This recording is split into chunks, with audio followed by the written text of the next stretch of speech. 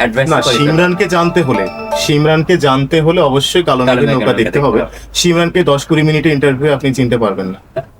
আর কালো মেঘের নৌকা আমার জীবনেরই একটা অংশ, আমার জীবনেরই একটা স্টোরি, একটা, আমি সেটা নাই বলি। জানতে পারি একটু? তো না, একদমই না, একদমই না। তার মানে কি কালো আপনি- মেঘের নৌকা আমাকে জানতে হলে কালো মেঘের নৌকা দেখতে হবে।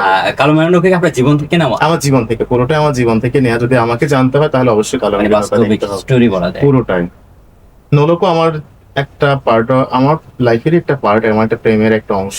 না, নোলকো একটা তো অসাধারণ। একটা না পাওয়া আমার গল্প, একটা না পাওয়া প্রেমের কথাই যদি বলি আমি, সেখানে ত্রিভুজ প্রেমের একটা স্টোরি আছে, কিন্তু আমার জীবনে একটা অপ্রাপ্তি আছে, আচ্ছা, সেটা নোলকের মধ্যেই আছে। কেউ যদি খুঁজে পায়, তার মানে কি পেলেও নোলকো পেতে কি পারে। আপনার জীবন থেকে নেওয়া? আমার জীবন থেকে পুরোটাই না, নোলক মূলত অধিকার বঞ্চিত মানুষদেরকে নিয়ে লেখা, তাদের জীবনী, তারপর আমাদের সমাজের শোষিত মানুষরা কিভাবে একটা শ্রেণীকে শোষণ করছে। আচ্ছা, নোলক এই আপনি types এর একটা নিশ্চয়ই প্রদর্শন হচ্ছে, এটা কোথায় হয়েছিল? এটা টিআইসি তে হয়েছে। আমাদের একটা বিশাল সারাদিন ব্যাপী একটা প্রদর্শনী হয়েছে নোলক। কালো মেঘের নৌকো। হ্যাঁ, কালো মেঘের নৌকো, এবং সবার বাহবা পেয়েছি আমি। যথেষ্ট সাড়া পেয়েছেন দুটোতে। আমি স্যাটিসফাইড, আমি দুটো গল্প নিয়ে, এবং চট্টগ্রামের মানুষ সবাই দেখেছে, আপনারাও দেখেছেন কিনা আমি জানি না, তবে হ্যাঁ। আপনার দুইটা নাটকের কো আর্টিস্টদেরকে নিয়ে যদি কিছু বলার থাকে। ভীষণ ভালো ছিল তারা, যারা আমার সাথে কাজ করেছে আর কি, সবাই আমার পরিচিত, সবাই থিয়েটার ব্যাকগ্রাউন্ডের মানুষ। আহ আসলে ওরকম করে 1 লাইনে 2 লাইনে 3 লাইনে বলতে পারবো না, এটা অনেক অনেক অনেক ওদের কন্ট্রিবিউশন ছিল আমার নাটকে। আপনার এই তিনটার মধ্যে কোনটা আপনার বেস্ট সবচেয়ে বেশি? অবশ্যই কালো মেঘের নৌকা, এটা আমার জীবন, কালো মেঘের নৌকা। যারা দেখেছে এটা হল থেকে, সবাই যারা দেখে বেরোচ্ছে, সবাই কেঁদে কেঁদে বেরোচ্ছে। অনেক মানুষের ভালোবাসা, এটা ভালোবাসা কি সিম্পেথি আমি জানি না, মানে অনেকের সাথে মিলে গেছে। অনেক মানুষ আমাকে অনেক কেঁদেছে, অনেক মানুষ বা হল থেকে বাইরে এসে আমাকে জড়িয়ে ধরে কান্নাও করেছে, এরকম হয়েছে। টিআইসিতে ভাইয়া আপনার জীবন একটা এরকম একটা স্টোরি লুকিয়ে আছে, এটা জানতাম না। আমাকে ধরে এক হাউমাউ করে কেঁদেছে একটা মানুষ, আমি নামটা আমি নাই বলি তাকে পারমিশন ছাড়া। তো হয়েছে, অনেক কেঁদেছে, অনেকে হল থেকে বেরোতে কাঁদতে কাঁদতে বেরোয়েছে আমার কালো মেঘের নৌকা দেখে আর কি। তার মানে কি আপনাকে জানতে হলে আপনার কালো মেঘের নৌকা নৌকা অফকোর্স দেখতে হবে।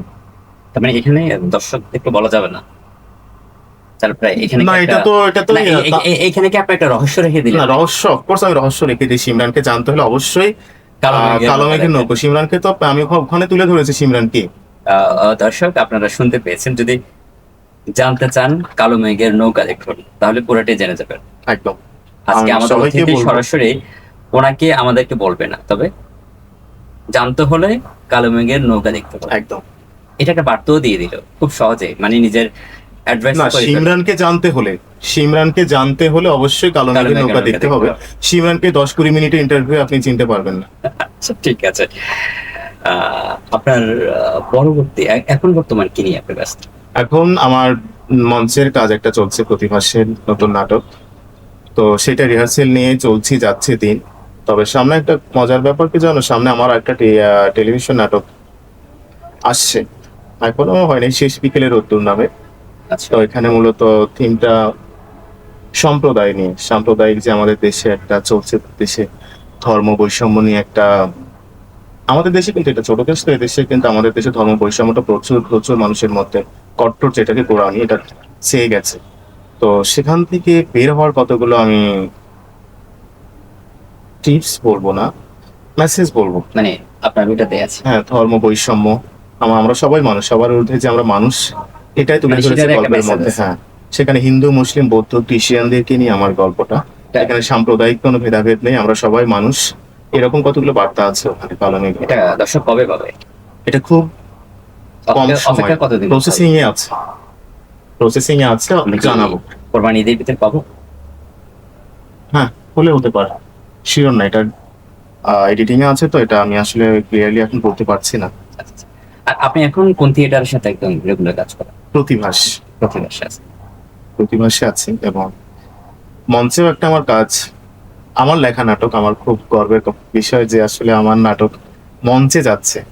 আচ্ছা, তো গর্বের বিষয়। হ্যাঁ, এটা আসলে আমি প্রাউড ফিল করি যে আসলে আমি সিমরান উত্তরবঙ্গ থেকে চিটাগাং এসে, মানে এতটা জায়গা করে না এতটা বলবো না, এতটুকু এতটুকু একটা জায়গা করে নিলাম যে আমার মঞ্চে আমার গল্প যাবে, কিছুদিনের মধ্যে রিহার্সাল শুরু হবে। সেটা হলো সুধাংশু নদীর তীরে আচ্ছা গল্পটা। আচ্ছা আচ্ছা। সুধাংশু নদীর তীরে এই গল্পটা কিছুদিনের মধ্যে মঞ্চে মঞ্চায়ন হবে। আমাদের গল্প সিলেকশন হয়ে গেছে, ক্যারেক্টার সিলেকশন হয়ে গেছে, রিহার্সালটা এখনো শুরু হয়নি। সুধাংশু নদীর পথে আনার কোনো পরিকল্পনা আছে কিনা? ছিল পর্দায় আনার পরিকল্পনা ছিল, ঢাকায় কথা বলেছিলাম তো সেখানে কোনো কারণে আমার ঢাকাটা যাওয়া হয়নি আর কি, ঢাকা যাওয়া হয়নি। তারপর চিটাং আমি একজনকে, আমার এক বড় ভাই আছে, এখন ওনাকে বললাম যে এরকম একটা আমার গল্প আছে, আপনারা চাইলে এটা মঞ্চে করতে পারেন। তো আমি কয়েকজনকে কয়েকটা কপি দিলাম আর কি, তো তারা পড়ে দেখলেন, পড়ে দেখে দুজন আমাকে বলে হ্যাঁ এটা মঞ্চের জন্য এটা বেস্ট মেসেজ। এখানে অনেকগুলো মেসেজ আছে, যেমন আমাদের সমাজে শিশুরা মলেস্ট হচ্ছে, আমাদের সমাজে আনাচে কানাচে গ্রামে গঞ্জে অনেক জায়গায় শিশুরা মলেস্ট হচ্ছে। কিভাবে হচ্ছে, কোথা থেকে হচ্ছে, তো শিশুদের মলেস্ট কারা করছে, মূলত এইটা সেরই একটা গল্প, সুধাংশু নদীর তীরে। এটাও কিন্তু আসলে অবহেলিত মানুষদের, আমাদের সমাজে কতগুলো অবহেলিত মানুষ আছে, যেমন সুইপার যদি বলি, সুইপারদের জীবনী নিয়ে। আমাদের সমাজে সুইপারের মেয়েরাও কিন্তু মলেস্ট হচ্ছে এবং এলিট ক্লাসের বাচ্চারাও কিন্তু মলেস্ট হচ্ছে। তো এইরকম একটা মেসেজ আর কি, যে আমরা কতটা এখন মানুষরূপী জানোয়ার বা হায়না সমাজে বাস করছি।